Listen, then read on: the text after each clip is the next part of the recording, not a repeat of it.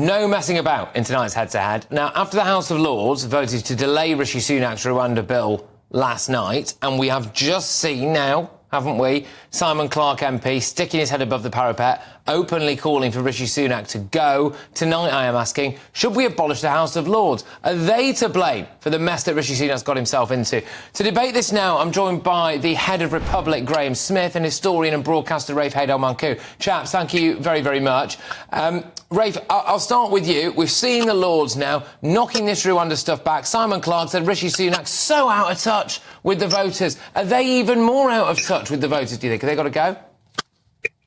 Well, look, no one is a bigger critic of the current House of Lords than I am. In fact, in 2010, I wrote an important report on reforming the House of Lords with the Respublica think tank and Sir Roger Scruton and others.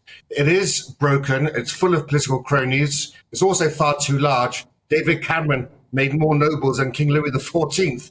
It's actually the second largest chamber in the world after China.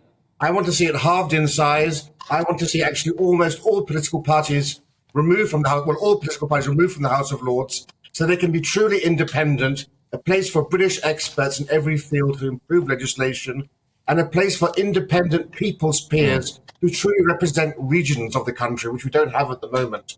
No more party whips, no more cronies putting politics before the national interest. But elections will be an absolute disaster because an elected House of Lords would be more powerful than it is now. It would lead to more conflict and stalemate with the House of Lords, because right now the elected Commons always prevails over the Lords. Okay. I mean, yes, the Rwanda bill is very frustrating, but, next year when Labour's in power, we may be cheering the Lords for actually obstructing Labour pieces of legislation. And the Rwanda bill would actually be more likely to be blocked by an elected House of Lords than it is an unelected House of Lords. All right, Graham, I'll throw it over to you. In light of everything that's going on around us now, Rishi Sunak may well still be feeling much more secure if it wasn't for the old duffers in the House of Lords knocking everything back. I mean, you're the head of Republic. What would you do? Would you burn it to the ground?